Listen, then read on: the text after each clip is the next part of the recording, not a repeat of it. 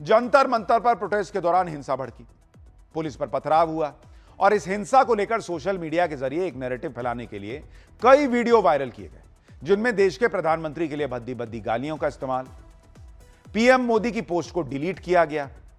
इस सब को लेकर अब दिल्ली पुलिस ने ताबड़तोड़ एक्शन शुरू कर दिया। दिल्ली पुलिस ने दुनिया के 4 सबसे बड़े सोशल मीडिया प्लेटफॉर्म्स को नोटिस भेज दिया है। फेसबुक, इंस्टाग्राम, ट्विटर और यूट्यूब शामिल हैं इसमें। आरोप है दिल्ली में प्रोटेस्ट के दौरान जो हिंसा भड़की, उसको लेकर इन 4 सोशल मीडिया प्लेटफॉर्म्स पर झूठा नैरेटिव फैलाया गया और देश का माहौल खराब करने वाला कंटेंट अपलोड और शेयर किया गया, जिसमें बहुत सारे सोशल मीडिया न्यूज पोर्टल्स के अकाउंट से अपलोड किए गए वीडियो पोस्ट भी इसमें शामिल है। दिल्ली पुलिस ने इन सभी सोशल मीडिया प्लेटफॉर्म से प्रोटेस्ट के दौरान हुई हिंसा को लेकर फैलाई गई गलत जानकारी वाले सभी वीडियो पोस्ट को हटाने के लिए कहा है। दिल्ली पुलिस की स्पेशल सेल IFSO यानी intelligence fusion and strategic operations unit की तरफ से यह नोटिस भेजे गए। यानी जो YouTube पर खेल कर रहे थे, पहले तो पोस्ट हटेगा, फिर उनका भी इलाज होगा।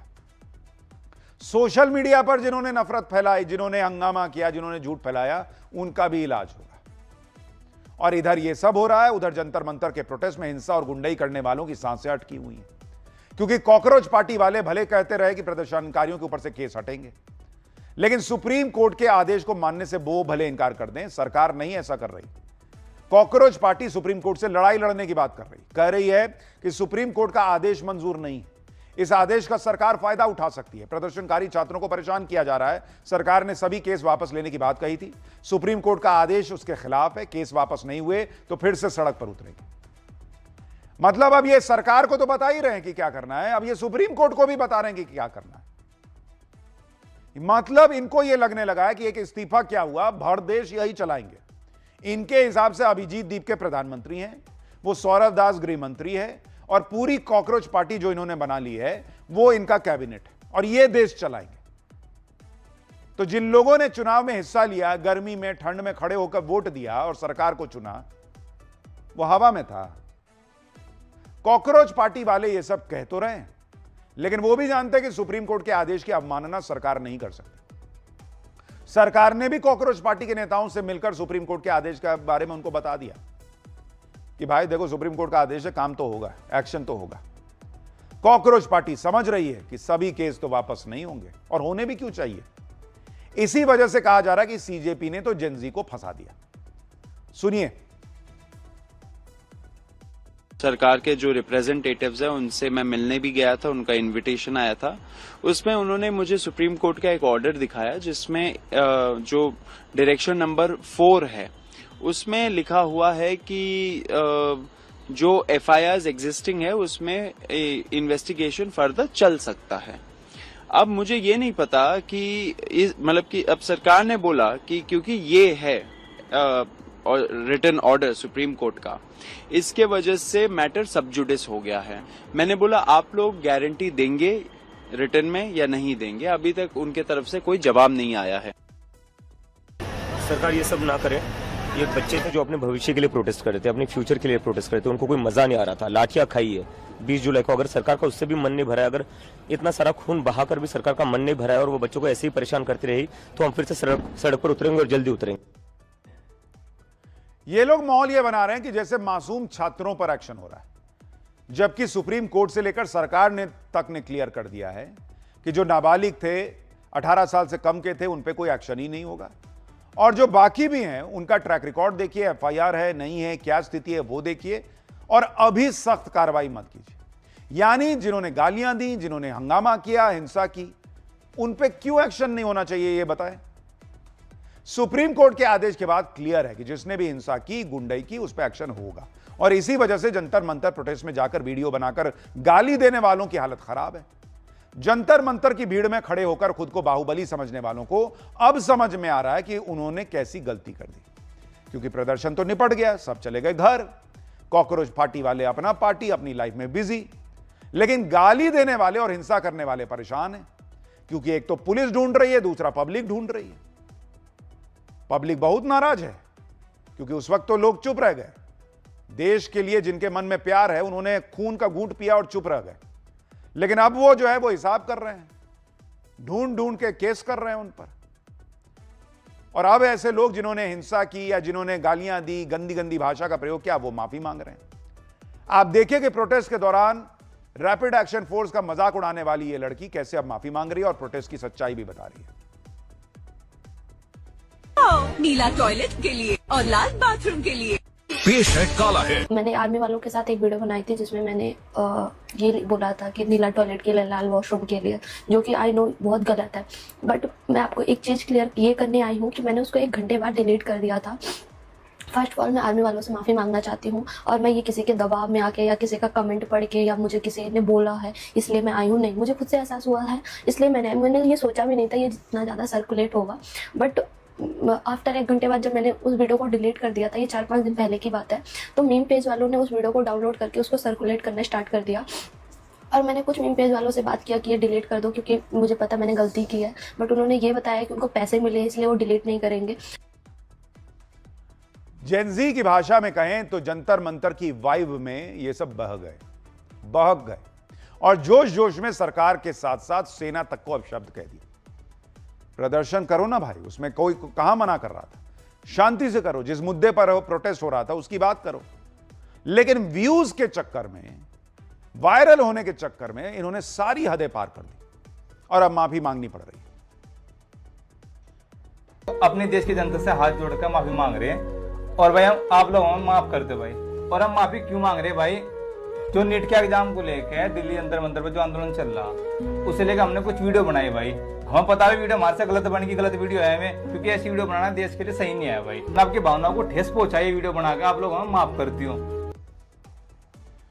अच्छा एक बात बताइए, वहां इन लोगों को कुछ समझ में नहीं आ रहा था कि किसको गाली दे रहे हैं, किसको क्या बोल रहे हैं, लेकिन जैसे ही कानूनी एक्शन शुरू हुआ और पब्लिक का गुस्सा दिखने लगा इन लोगों के खिलाफ, सब समझ में आने लगा।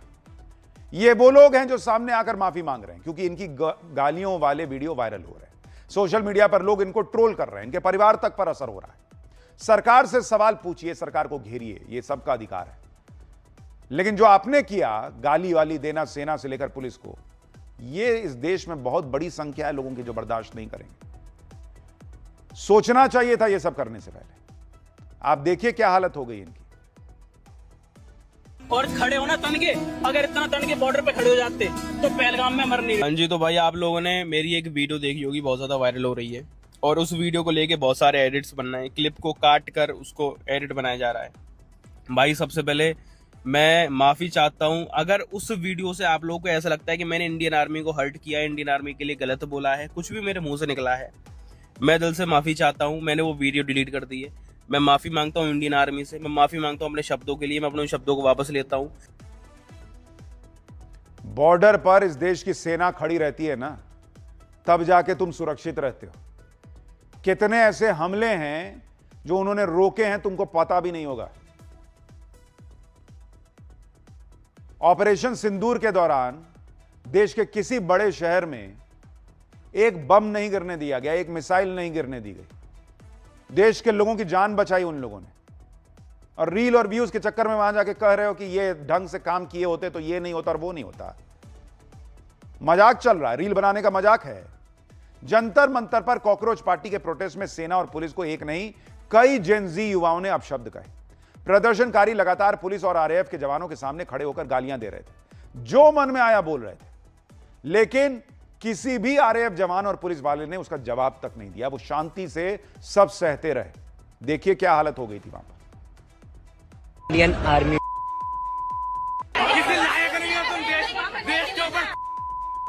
समझ आ रही है, तुम्हारे से ज्यादा बढ़िया वो वफादार होता है कम से कम अपनी गली के लिए। बकिंगम पैलेस पर जो जवान खड़े रहते हैं ना, एकदम स्ट्रेट, कुछ एक्सप्रेशन नहीं देते, वैसे हो गए हो आप लोग। इसको मजबूरी का नाम दे दूं मैं, या आप उस गाड़ी देख रहे हो, कब गाड़ी का कांटा लूं मैं, कब तो बगल वाले लड़के को मैं पकड़ूं। आप सोचिए बॉस, कैसे हैं ये लोग, एकदम बेहाई पे उतर आए। प्रोटेस्ट के दौरान सेना और जवानों का ही अपमान नहीं किया गया, बल्कि कई प्रदर्शनकारी तो धर्म को भी बीच में ले आए।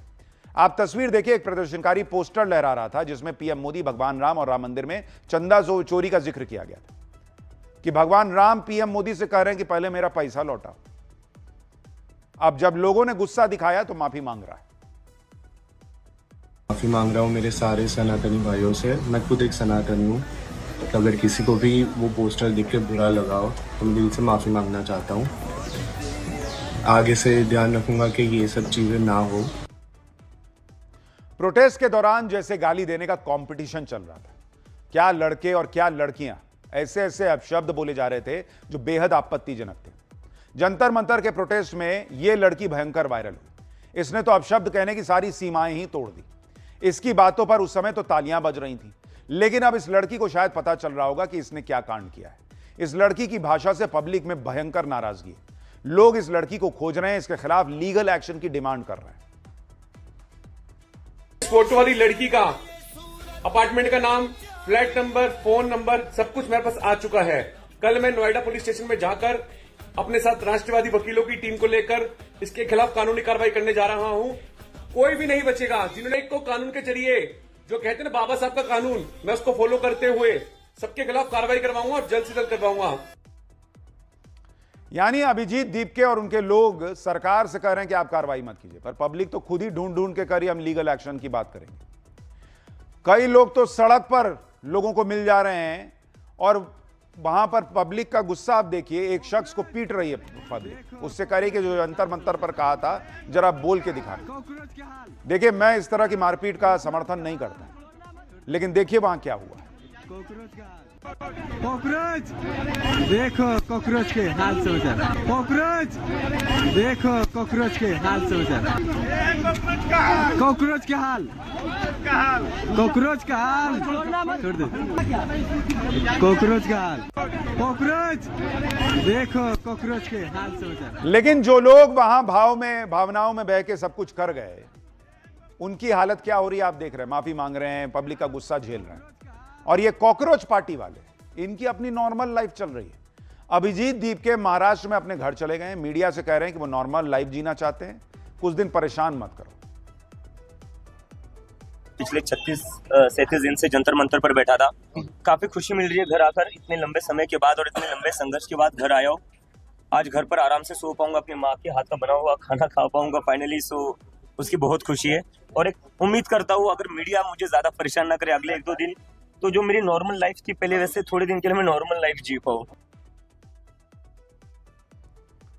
यानी अभिजीत दीपके का हिसाब क्लियर है, बैक टू नॉर्मल लाइफ। और जो लोग फंस गए आपके उस आंदोलन के चक्कर में, इधर प्रदर्शन में हंगामा करने वाले गालीबाज प्रोटेस्टर माफी मांगते घूम रहे हैं। पुलिस के चक्कर लगा रहे हैं, बाहर निकलने में उनको डर लग रहा है कहीं कोई कुछ कह ना दे।